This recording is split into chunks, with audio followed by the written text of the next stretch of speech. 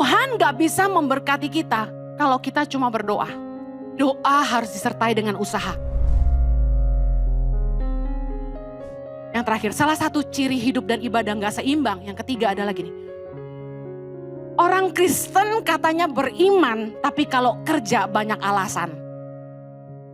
Rajin pelayanan tapi malas di kerjaan. Kolose 3:23 bilang gini, apapun juga yang kamu perbuat, perbuatlah dengan segenap hatimu seperti untuk Tuhan dan bukan untuk manusia. Apapun juga yang kamu perbuat, artinya gini, gak cuma pelayanan. Tapi di kerjaan, dan kita mesti ngerti bahwa kerjaan itu pelayanan. Saya pernah khotbah tentang 1 Timotius 6 ayat 1 tentang bagaimana pekerjaan adalah pelayanan. Tuhan gak bisa memberkati kita kalau kita cuma berdoa. Doa harus disertai dengan usaha. Katakan sama-sama, doa harus disertai dengan usaha. Yesaya 30 ayat 23. Sama-sama baca. Lalu Tuhan akan memberi hujan bagi benih yang baru kamu taburkan di ladangmu. Dan dari hasil tanah itu kamu akan makan roti yang lezat dan berlimpah-limpah. Pada waktu itu ternakmu akan makan rumput di padang rumput yang luas. Baca baik-baik, Tuhan mencurahkan hujan untuk apa? Untuk apa? Benih yang baru kamu taburkan di ladangmu. Tugas Tuhan kirim hujan. Tugas kita tanam benih. Tuhan tugasnya memberkati. Tapi yang harus kerja siapa?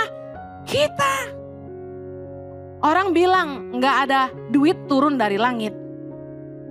Artinya doa tanpa usaha itu sia-sia. Tuhan berkati kita dengan hujan. Tapi hujan itu turun kalau ladang gak ditanami, jadi becek doang. Kita harus kelola dengan baik. Tuhan berkati usaha kita. Toko rame, restoran rame. Tapi tanggung jawab kita, yang pertama, nice sama customer. Tuhan berkati dengan customer, kamu malah marah-marah.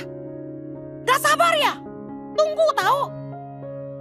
Bu, udah pesan makanan sejam yang lalu. Ini rame, lu pengertian dikit, mana bisa. Tuhan berkati customer banyak, kita marah-marah. Tuhan berkati usaha kita, tapi tanggung jawab kita jaga kualitas produk kita. Kebanyakan orang gak menghargai berkat Tuhan. Rame, customer datang, banyak orang beli produk kita. Customer service payah, biasanya after sales tuh payah. Bener gak? Lagi promosi produk, manisnya ampun, lollipop aja kalah. Tapi kalau produknya bermasalah, cari reparasinya, servisnya, susah. After sales ini harus dijaga. Anda mau diberkati, customer service harus bagus. After sales harus bagus. Apalagi kualitas dan konsistensi kualitas produk Anda harus dijaga.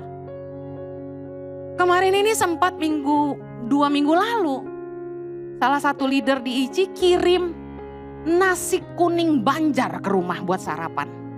Dia kirim 2 bungkus. Suami saya sarapan, nah saya tuh sarapan cuma kopi.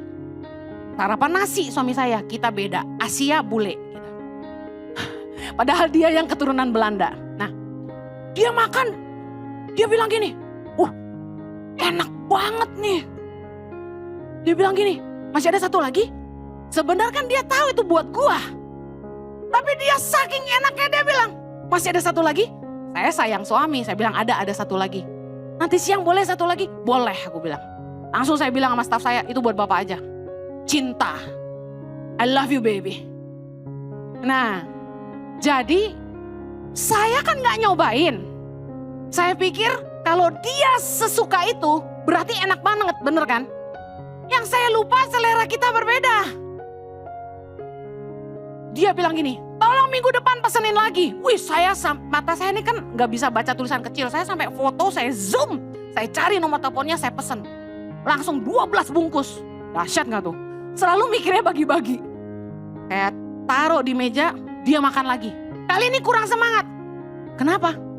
kurang enak kali ini. Lah, mana gue tahu rasanya bagaimana, kan gue gak makan tempo hari. Ini yang saya bilang, kita mau diberkati. Orang nyobain pertama enak. Saya bilang, apa waktu itu kamu kelaparan kali? Dia bilang, enggak, kan sampai 2 kali.